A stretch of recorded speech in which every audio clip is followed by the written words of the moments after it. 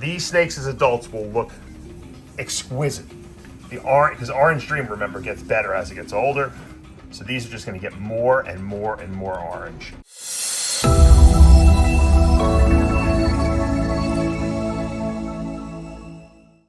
What's up, snake fans? Dave Palumbo here for Muscle Serpents Daily.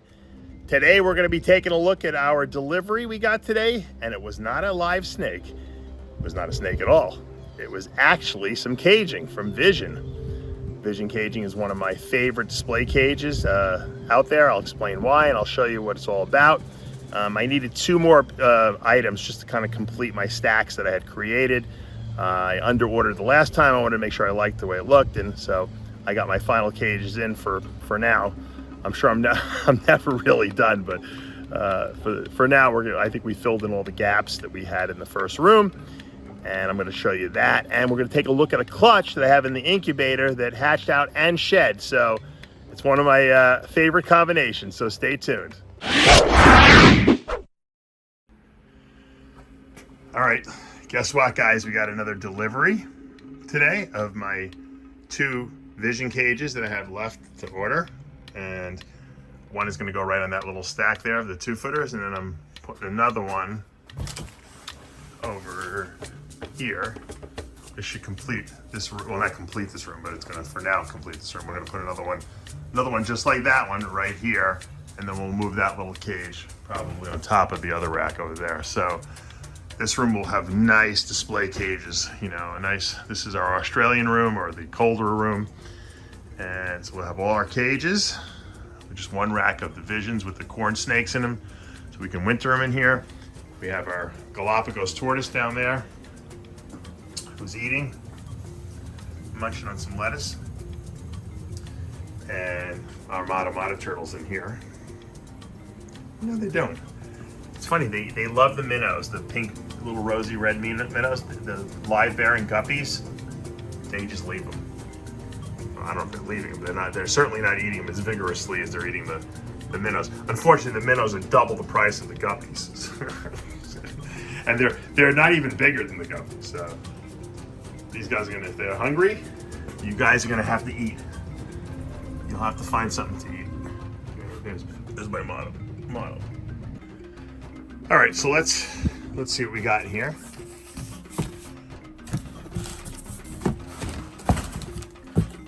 Okay, I think this is the bigger cage that goes on that Focus Cube rack. This is nice. It doesn't go as deep as the other cage, as these cages. These cages are deeper, but it's got more viewable area. So I thought it'd be a better display cage for like an arboreal type of snake. Now, interestingly, if you really take a good look at these Vision cages, they all have vents on top. So this way you can either put lighting here, or they're going to get ventilation, so they can get airflow in here. They're made of blown plastic. This is like one piece of plastic. These things are indestructible. That's why I like these cages. They got really powerful metal tracks. The glass slides in here. Everything is easily cleaned. Like I said, these things, you couldn't drop them off the top of your roof of your house. These things are full-blown plastic. They are not going anywhere. They're not getting damaged. They're very, very solid, and that's why I like them. You know, I had bought a few animal plastics, the PVC racks, and they look nice. I got white, and they look nice and everything like that, but they're just not the same. They're not as easy to clean. They stain because they're made of wood, essentially. I mean, or some sort of composite. I don't know what PVC is exactly, but it feels like wood. And they just they have to be sealed all the time because the seams will leak if they pee in the cage. This thing is, these are indestructible. They're a little more expensive, but you know what? If you want something that's nice, has uniformity, and is easy to, like I said, clean out, these cages are great. Now here, these are the little sliding. They put the little sliders. These little go onto the glass doors, and they'll be your little handle so you can open and close these things. Let's unpack this. All right, now this is the other cage, and this is a 2-footer. This is going to go right on top of that. I didn't realize I had a lot more room than I thought up here, so we're going to put another rack up here, and we might even put that little little cage over there, up there too. So let's see how this fits up here. Obviously, I'm gonna have to put the heat tape on it, but once again, I love these little cages. They're great. All right, so we got this cage stacked up here. Fits perfectly. It's not too high. I can see in here. I can service the cage. I could probably put another one up there if I really wanted to push it, but I don't think I'm going to do that. And I don't think I'm going to put the little Aru green tree python up there either. I think that cage, that little cage right there, is going to be too high up. Sometimes you put a cage too high up, it's out of sight, out of mind, and then you neglect the snake. So I might put it on top of one of these incubators here. I might pull one out and put it on top, or maybe I may even put it on like a shelf right here. This might look really nice. Let's put a little one right here and start taking these shelves. These shelves would be great little small setups, right? If I put little cages for the babies on here, that would be phenomenal. So I got to clean out some of this junk. A lot of the stuff we don't even use, like these are cups for we did samplings when we would do bodybuilding shows. I don't really do many shows anymore, so I might clean some of these shelves out and turn this into some display racks here. Now I had to show you this because this is the genius of vision cages, and this is how they pack the glass. These glass little sliders here, they pack them in here, because if they don't pack them like this, they break. Okay, and I'm sure they still break probably every once in a while. So what they do is they wrap them in this like nice foam, then they put them between two pieces of styrofoam that you would normally see in the shipping boxes when we ship snakes. Two pieces of solid plywood around here, and then you see these straps are really tight. Nothing moves. These things do not move. You'd have to probably really physically damage this to possibly even get to the glass that's in the middle of this. You actually need some like serious scissors or snippers to cut this off. You get the glass out and you put it on here, and then you stick, these are little stickers that just stick on here so you can slide the glass doors open. And eventually we're going to put some lighting in here when Pablo gets back from his vacation. And these are going to be beautiful, beautiful display cages. So I'm really super psyched, actually. Pablo made this nice little stand that they're on here with the wheels, wheel locks and everything. So we can move the whole stack around without having to take them off individually, which is very smart. Now, when I originally did the big cages, I had whoever built, my cousin built these things. We didn't put wheels on the bottom of this. So this stacking is not moving anywhere. We have to take each cage off if we want to move anything. So, but it still looks good, and it's a big, it's a big stack anyway. Probably, I don't know how easily it would have rolled. So I don't mind moving each cage individually. We still have some boas in here, and then of course this stack is our Boland's pythons. That's our big male, and then our female's down there somewhere hiding out. We got a Corallus annulatus, or annulated boas in here, and then this cage is open, so I'm not sure who I'm putting in what, but I have a feeling I'm going to put my Sanzinia, one in here, and then one in the cage that's going to be a duplicate of this cage right next to it. We have our giant pora green tree python there. We have our Aru there. That's our little baby Aru. It's not such a baby anymore. She's going to probably go down here, and then I have a pair of Amazon tree boas that are hiding. They hide during the day. They come out at night. I've shown you some night videos with them. I bet they're under the water bowl. Let's see. Nope, they're not.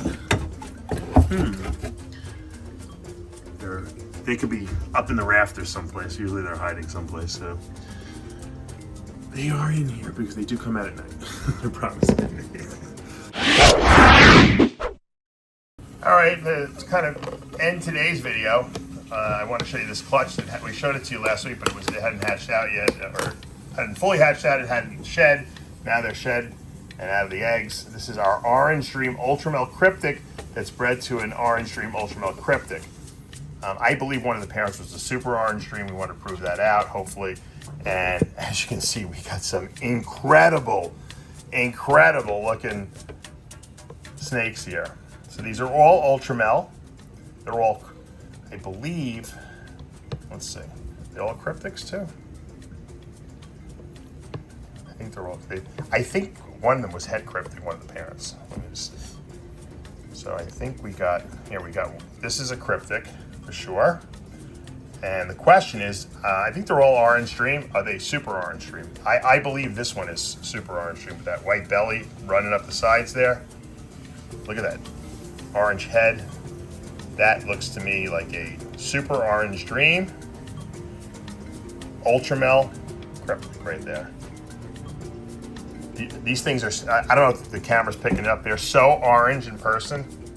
This one might be the nicest one. This one also. You look at the belly. This one's got a little bit of pattern on the belly, but it's mostly white, but the white is creeping up the sides, and that's, I think that's Orange Dream. Look at that stripe down its back too. Orange Dream we know messes with pattern a little bit. All of these are beautiful. I think they're all cryptics. So, yeah, they all look to be, I'm not sure. This one might be head cryptic. No, that's a pretty big ear stripe. Yep, I think they're all cryptics. One of the parents I was a little skeptical on, but they were all I was pretty sure about it. So everything's cryptic here. Everything's Ultramel. I think they're all at least Orange Dream, and I think we have a couple. I think this one's Super Orange Dream. And I think this one is Super Orange Dream too, to be honest with you, because of the white creeping up the sides. This one doesn't have quite as, it has a lot of white too. Yeah, one of the parents I think was Super, which would definitely lead us to get a lot of Supers and Orange Dreams. So they're all really amazing. I mean, anyone looking to get into this project, I'm not obviously going to keep all these guys. I'll probably keep the best one, or what I think is the best one. It's hard to tell. They're all pretty nice. And then sell these. So if you guys are looking to get into this project, the great thing about the Ultramel Cryptic project, especially with all this Orange Dream in it, especially with the potential of there being Super Orange Dream here, is that you could breed these to clowns and clown Ultramels. And cryptic is allelic to a clown, so when you breed a cryptic to a clown, you get a krypton. It looks kind of cryptic-ish. Looks more cryptic than it looks more than clown, but then you have a breeder that's going to be head clown for you, and so that's a really powerful tool. These things are just, I mean, there's really not much that needs to be done to these. I probably would like to get some leopard, and I'm working on putting leopard and blackhead into this project. But it doesn't really need it. I mean, these are just off the chart looking snakes. And you know what the great thing about these guys are is they don't get worse as they get older. They get better. These snakes as adults will look exquisite. Because Orange Dream, remember, gets better as it gets older. So these are just going to get more and more and more orange. And it's going to have the same pattern, because I did a video once before on snakes that get better and snakes that stay the same and snakes that get worse as they get older. And ball pythons, a lot of things fade as they get older, but albinos, T negatives and T positive albinos really stay awesome. They just don't lose their luster, because they once the melanin is removed, even if it's partially removed, like in a T positive like this Ultramel, you're not getting any of it back, and it's not fading. This is how it's going to stay. So great little clutch. All right, I'm always showing you reptiles. I'm going to show you a little bit of my fish. I just cleaned the tank, although there's still some algae on the floor. That's okay. Help the plants grow a little bit. I kind of trimmed back the tank. It was kind of like getting a little overgrown. I have my marble angelfish doing really well, and I got my San Marat discus fish. I really want to get some more discus. You know, I feel like he's all by himself. Believe it or not, they're really doing well. They're really healthy, even though this tank sometimes it gets a little warm here. Discus fish can handle really warm temperatures. I mean, I think this tank gets probably up to 100 degrees, and not all the time, and these fish seem to survive it somehow. They deal with it. Now it's cooling down here in Cape Coral, so the temperatures are going to go back to probably down to the 80s, which is really where these fish like the temperatures to be, and then low 80s, kind of like snakes. Anyway, so that's my 75 gallon, and we'll wrap it up for today. All right, guys, that's going to do it for today here at Palumbo's Pythons and Boas. Hope you enjoyed the video. If you guys are looking for really good caging, I highly, highly suggest Vision Caging. They have great display cages. They're super easy to clean. They're indestructible. They're top quality ingredients they use making these cages. I'm telling you, it's just, they're a pleasure to work with. And, you know, they are a little more expensive.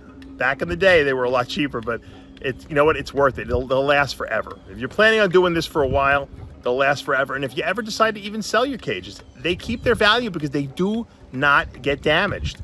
They do not lose their luster. They're easy to clean. You can make these things look brand new, just give them a good cleaning.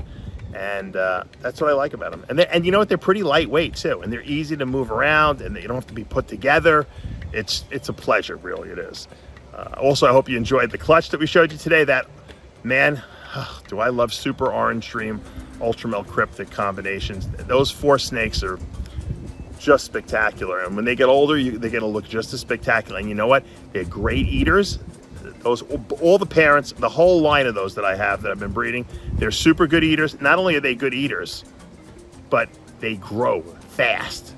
I have females that I've bred at 18 months, and a lot of them, not just like one that was an anomaly. They're just such good eaters. They don't stop, and I get them up to size in a really good amount of time. So super, super happy with that clutch. If anyone's interested in any of those babies, let me know.